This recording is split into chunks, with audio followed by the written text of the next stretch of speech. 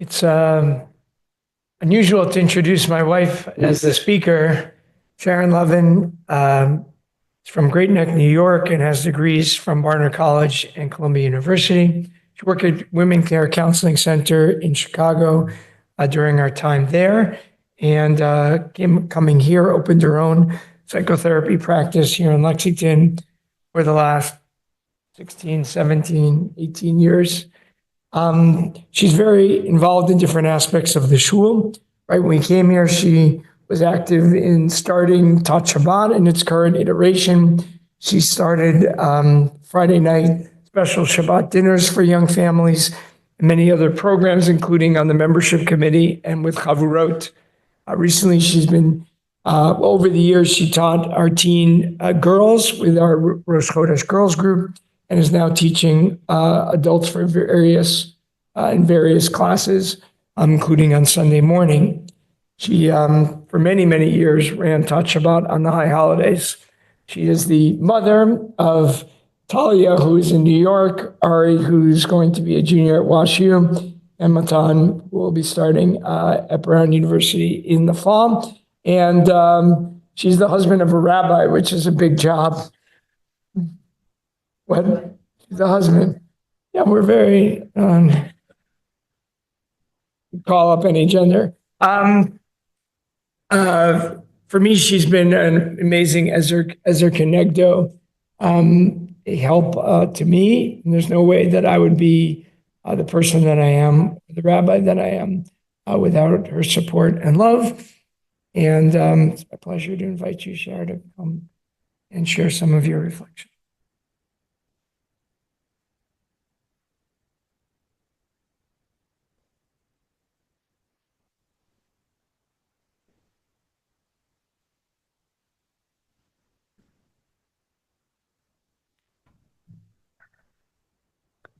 According to stories I have heard, my father was methodical and thoughtful in his approach to the law. A Harvard-educated tax attorney who had loved law school, he was able to present a thorough and detailed explanation of each path a client take, demonstrating the pros and cons of each option. Having presented a thorough analysis to the client, he then invited them to decide upon a course of action instead of simply telling them what to do, which probably frustrated many clients who hired him in order to do just that, tell them what to do. But the pressure to make decisions, negotiate transitions and changes in routine, as well as moments of spontaneity and joy and play, were difficult for my father. From a very young age, I was aware of my father's fragility, the changes in his emotional states, and would modify and adapt my own behavior in response to the intense and often scary environment of our home. And even saying those words now, merely alluding to certain experiences, feels like a betrayal. For though not verbally communicated, I understood that my role was to present as if everything was okay, to be the keeper of domestic secrets. I learned how to be agreeable. I learned how to disappear into the background. I learned to be who others needed me to be. We are formed and molded by a dance of interactions with our primary caregivers. I am fortunate that my father did not view me as an extension of himself. I felt seen from a distance, and though not verbalized, I knew my father loved me, that he respected me, and that he was proud of me. I do not take that for granted.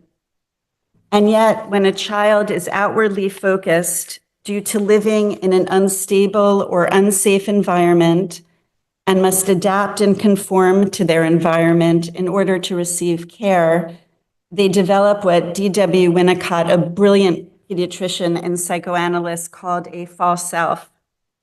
The focus of the baby and then the child is on external attunement to caregivers instead of experiencing their own thoughts and feelings, sense of spontaneity and aliveness.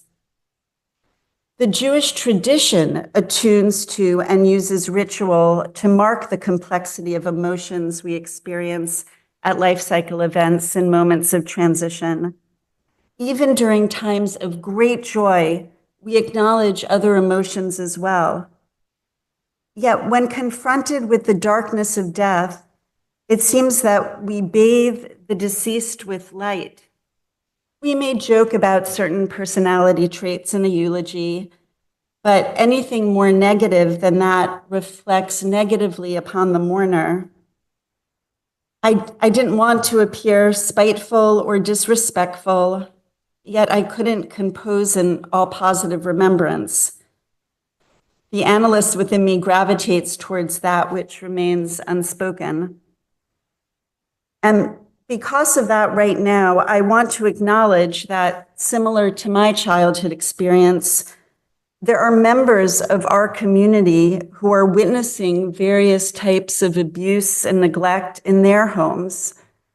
Members of our community who are on the receiving end of abuse and neglect, who come to Hebrew school and sit next to us at services and feel the need to cover up for their parents or partners and pretend that everything is okay.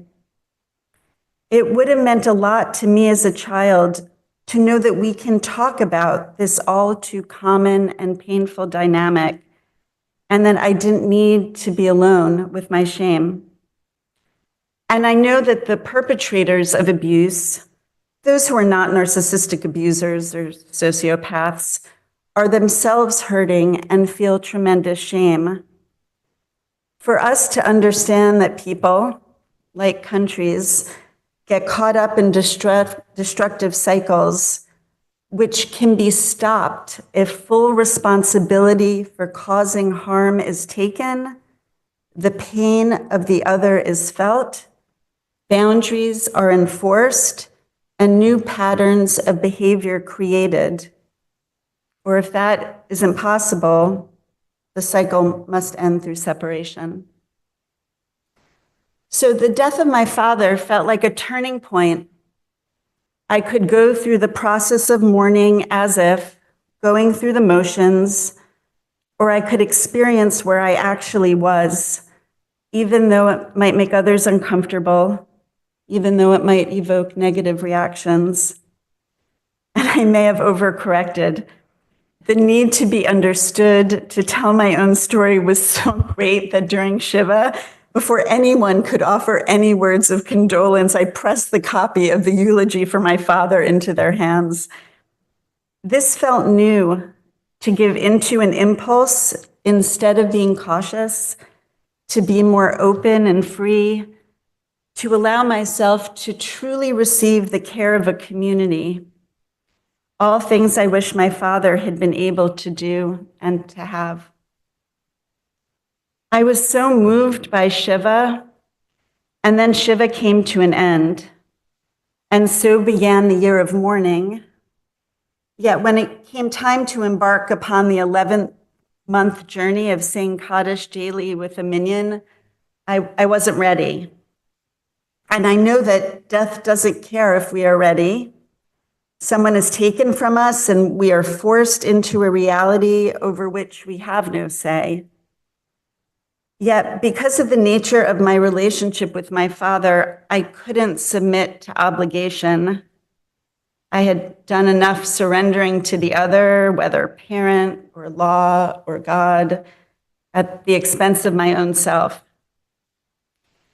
And it was that very act of learning to say, I have a choice, I don't have to, over the past 1.5 years, and of placing my own self at the center of my life, that has finally moved me into the stage of Jewish adulthood. I now feel ready to accept the responsibility of being part of a community, to move beyond the narrowness of the self and show up for others. And I'm so incredibly grateful to be part of our Muna community and a Minyan community that acts as the type of parent I strive to be, warm and embracing when approached, there to support, yet also communicating the expectation that one must contribute in some way to the upkeep of the whole. I hope to express that obligation we have to each other through a renewed commitment to now attending Minyan, to be part of this precious community within the larger Emunah community.